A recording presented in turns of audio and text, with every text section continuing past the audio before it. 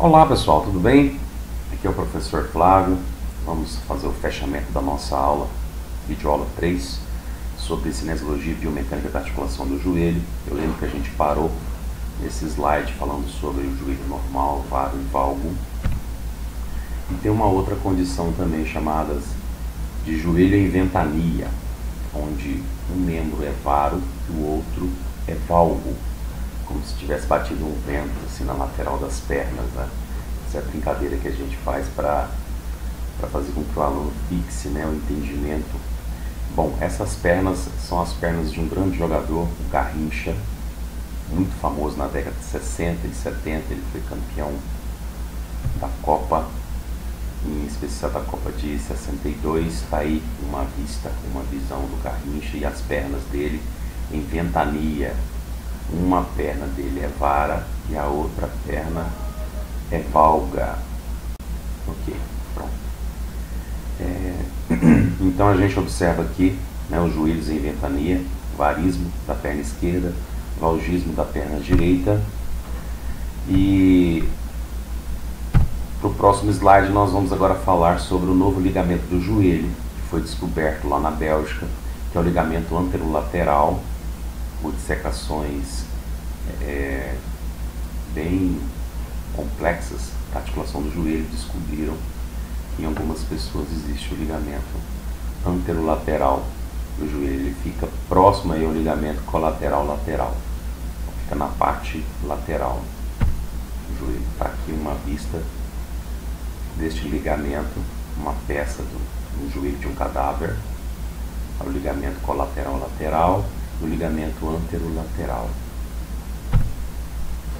E temos também o ligamento arqueado, que é um ligamento de Y invertido, que ele fica basicamente aí na região posterior aí, ele abarca a cápsula, ele cobre a cápsula aí posterolateral e o tendão do poplito, então ele auxilia também no músculo, ele meio que reforça a cápsula do joelho, tá ok?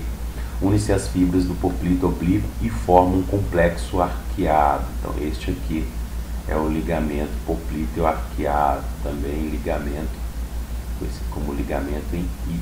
Isso é só macroestrutura para a gente entender. E aqui a tão famosa cápsula articular do joelho. A gente acha que a cápsula do joelho é uma bolinha que circunda a articulação do joelho, só que não é aquela cápsula circular, é uma cápsula irregular. Um dado interessante, reforçando, que os ligamentos cruzados que estão lá dentro do joelho, eles estão fora da cápsula articular do joelho, tá ok? Então a cápsula forma uma manga em torno das articulações aí do joelho, articulação patelofemoral, tibiofemoral, enfim. A fixação dela acima dos côndilos femorais e abaixo dos côndilos tibiais. Anteriormente ela possui um recorte, uma abertura para a patela, ok? Ela é reforçada pelos retináculos e os ligamentos. O que são os retináculos? São bandas fibrosas que estão aí fazendo relação, em especial com os tendões dos músculos. Está aqui uma imagem retirada do livro do Capandi, que mostra como é a cápsula articular do joelho.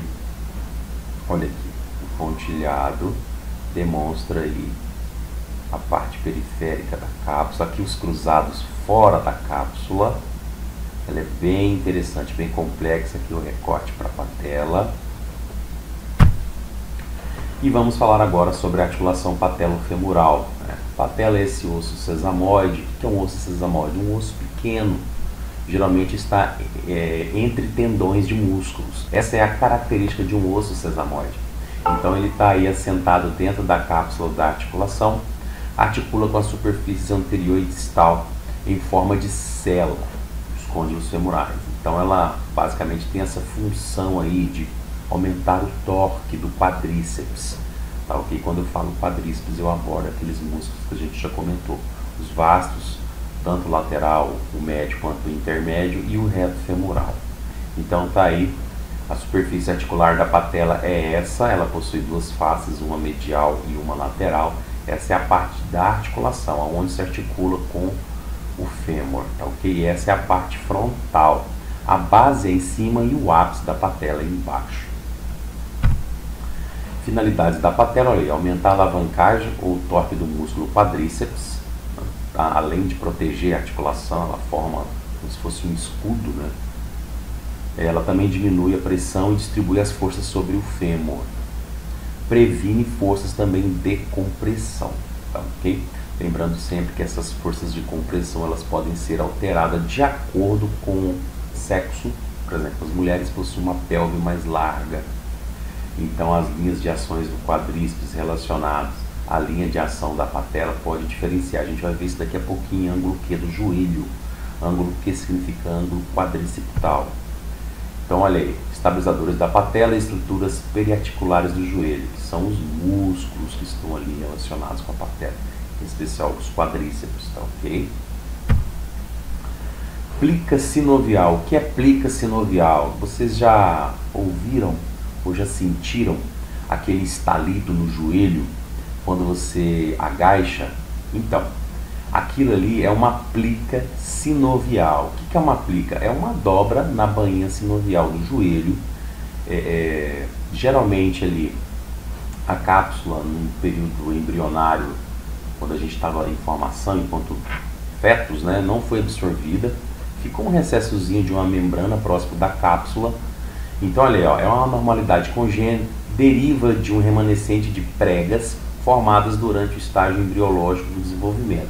Às vezes a cápsula não reabsorveu de forma completa, ficou um recessozinho, e quando a gente agacha muito, faz uma hiperflexão, você sente um estalido. Na verdade é a plica que está, o excesso de pressão ali devido à hiperflexão, né, comprime um pouco a plica e dá aquele barulhinho de estalido. Olha aí, tecido embrionário presente no joelho de mais de 70% da população e que geralmente não atrapalha nas atividades da vida diária. Então, quase todo mundo aí tem plica sinovial. Toda vez agora que você escutar aquele estalido no joelho, é porque a sua plica ela foi comprimida aí devido a uma hiperflexão. Às vezes uma pressão também sobre a patela dá esse estalido. Olha aí, pode ser patológico, ou seja, pode ter problemas, né, em alguns atletas. Devido a grandes quantidades de estresse mecânico sofridos durante a prática esportiva, né? Se o indivíduo inflamar a plica, aí ele pode ter dor aguda por queimação, inchaço, estalos mais frequentes, né? Com flexão se escuta um clique, esse estalido que eu falei para vocês. Palpação da patela pode ser dolorosa na região medial, né? Mais frequente na região medial. Isso quando ela é patológica, viu, pessoal? Quando ela dá problema. Mas mais em casos onde o indivíduo ele tem aí um excesso de atividade física envolvida. E as bursas do joelho? O joelho é cheio de bolsas, a gente chama de bursas, olha, pequena bolsa cheia de líquido sinóvio. Localização e finalidade: em todas as regiões do joelho, finalidade dela para impedir com que esses tendões se atritam em outros tendões. Então essas bolsas funcionam como se fossem alguns travesseiros mesmo. Olha aí, a infecção e irritação de uma bursa dá origem à bursite, que a gente chama de inflamação da bursa. Isso pode ocorrer por diversos fatores: excesso de movimento repetitivo, contusão, impacto, né, trauma local, mas elas são fundamentais aí para a articulação do joelho porque elas têm essa finalidade de proteção, ok? Agora, alinhamento e deformidade do joelho varo e joelho valgo, mais uma vez. Olha aí, o joelho varo e o joelho valgo ele é determinado por essas linhas que passam aqui entre a diápse do fêmur e a diápse da tíbia. Então ele é determinado pela, a gente chama de ângulo lateral, tá ok? Olha que interessante, joelho estendido, ângulo aberto lateralmente. Esse é o ângulo que determina se o joelho é varo ou valgo. Agora vamos entender o porquê. Olha aí, um ângulo geralmente para um joelho normal, ele está aí nessa casa aí dos 170 graus aí, fazendo entre, né, a diápse do fêmur com a tíbia. Posição aduzida das diápses do fêmur e compensação da tíbia para transmitir o peso perpendicularmente ao peso do solo, tá ok? É mais um dado específico para a gente entender aqui o porquê desse ângulo. Sustentação de peso, forças no sentido do lado medial do joelho. Quando o indivíduo ele tem esse ângulo menor que 170, o joelho é dito como joelho valgo ou joelho batendo, olha, genovalgo. E quando o ângulo ele é mais aberto, o joelho chega para cá, o ângulo aproximado de 180, ou abrir-se medialmente, o ângulo o joelho é chamado de genovarum, ou pernas arqueadas. O que isso é importante? É para a gente saber que joelho varo e joelho valgo é determinado pelo ângulo lateral. Normal, 170, menos do que 170, joelhos valgo, mais do que 180 ali, nesse sentido, joelhos varo. Tudo bem? Está aqui mais uma vez, joelho normal, varo e valgo. A gente já explicou sobre isso. Agora o ângulo Q do joelho. Compressão patelofemoral. Isso define as compressões patelofemorais. Às vezes, pessoas relatam que sente uma dor no joelho relacionada à patela, que não sabe a origem dessa dor. Porque as pressões ali intraarticulares da patela com a tróclea do fêmur aqui, ó, pode estar comprometida, pode estar em demasia, pode estar em excesso. Por isso que o indivíduo às vezes sente uma dor. Isso pode ser ocasionado por alguns fatores, em especial o aumento do ângulo Q. A gente vai ver o porquê depois. Bom, então o que é o ângulo Q? Ângulo entre uma linha que se estende da espinha ilíaca antero-superior, vamos lá, olha, ó, espinha ilíaca antero-superior, olha ela aqui, ó. Ela passa aqui e vai até o centro da patela, tudo bem? Ângulo entre uma linha que se estende da espinha ilíaca antero-superior até o centro da patela e uma que se estende do centro da patela até o centro da tuberosidade da tíbia. Então é essa linha aqui, ó. Isso forma o ângulo Q. Ângulo Q normal em homens geralmente está aí entre os 11,2 graus e mulheres entre 15,8 graus. Isso aí devido às mulheres terem uma pelve mais larga, certo? Então nas mulheres está associado a uma pelve maior. Quando esse ângulo ele é aumentado, olha, ângulos Q maiores do que 20 graus tem uma incidência alta de anormalidades, tá, ok? Em especial compressões a nível de joelho, compressões patelofemorais. Isso pode ocasionar a condromalácia patelar, né? Problemas de encaminhamento patelofemoral também, dentre outros comprometimentos aí. O que é condromalácia? É um amolecimento da cartilagem posterior da patela, aonde há microfissuras, isso gera dor, tá, ok? Agora vamos falar dos músculos que atuam no joelho, os principais, né? É o quadríceps, nós temos aqui uma vista dele, aqui em especial do reto femoral de forma isolada, tá, ok? Ele é um músculo biarticular que faz a extensão do joelho e a flexão do quadril. Nós temos aqui agora o quadríceps propriamente dito, com o reto femoral seccionado, mostrando embaixo dele o vasto intermédio, aqui o vasto medial e o vasto lateral. Todos esses três também auxiliam o reto femoral na flexão do quadril e na extensão do joelho. Observe que eles fazem relação com a patela. E na parte de trás nós temos os isquios tibiais. Nós temos aqui o semitendinoso, logo mais superficial, e lá embaixo dele o semimembranoso, ficam na parte posteromedial da coxa, e aqui nós temos o bíceps femoral, que fica na região posterolateral da coxa. Eles fazem a flexão do joelho. A principal ação é flexionar, fletir a perna, a articulação do joelho. O único que não é biarticular é o bíceps femoral, cabeça curta. Por isso que eles são conhecidos como isquios tibiais. Músculos posteriores da coxa possuem origem na tuberosidade isquiática e inserem-se nessa região aqui da tíbia e também fazem relação com a cabeça da fíbula. Semimembranáceo, semitendíneo.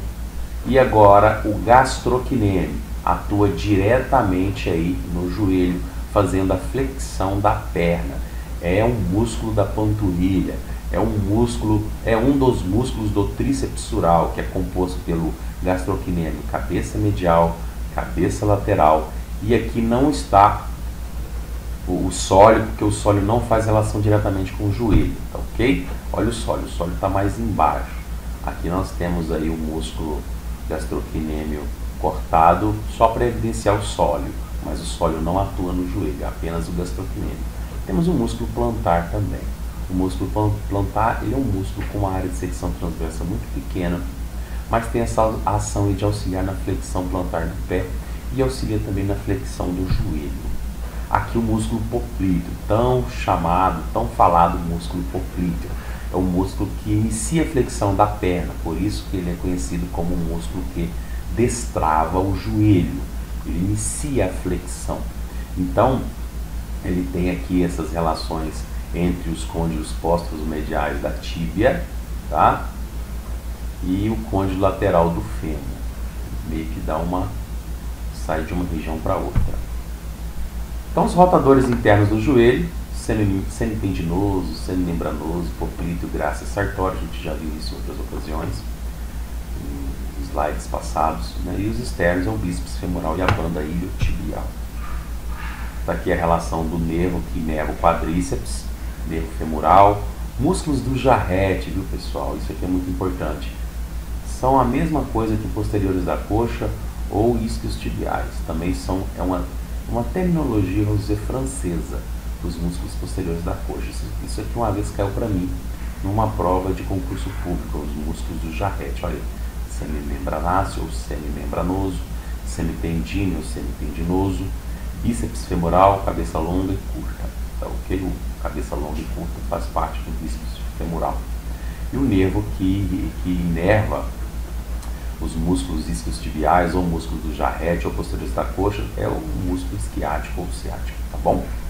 E aqui um pouco do cabeça curta, o nervo fibular comum.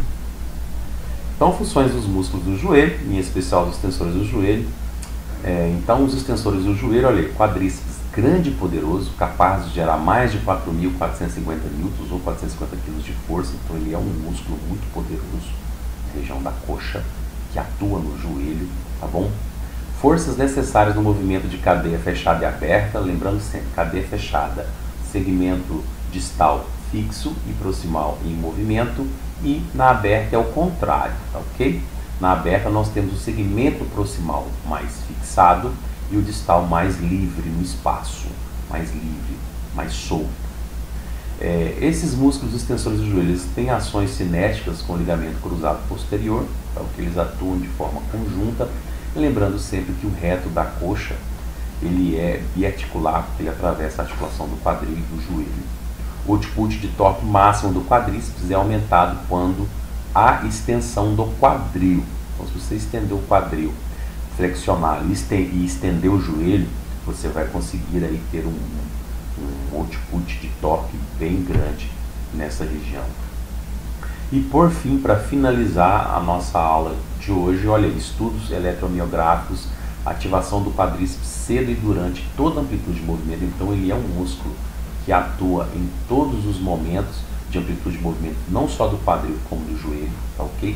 E o vasto medial oblíquo, ele é um músculo muito importante no que tange a manutenção da patela na região central. Olha aí, mantém a patela no seu caminho ao deslizar sobre os côndilos femorais. Chama isso de mecanismo de tracking, né? Ou mais conhecido como encaminhamento, né? E possui fibras longitudinais. Além do mais, o vasto medial também possui fibras oblíquas. Tanto é que alguns autores consideram o vasto medial, que o quadríceps, na verdade, tem 5 músculos, né? O vasto medial oblíquo, alguns autores consideram isso, tá ok? Mas, na verdade, essas fibras oblíquas são fibras do vasto medial. Contrabalançam as forças lateralmente dirigidas do vasto lateral, impedindo o desvio lateral da patela. Então, se você tem um paciente que tem aí luxação lateral de patela, fortaleça o vasto medial dele para que esse músculo mantenha essa patela mais centralizada, tá? Então, ele possui essas fibras oblíquas aí, você deve preconizar o fortalecimento do exercício resistido nesse músculo específico aí, para melhorar o encaminhamento da patela na sua região central do joelho. Fechou, pessoal? Então finalizamos aqui cinesiologia biomecânica da articulação do joelho. Agradeço a vocês a paciência, fiquem com Deus e até mais.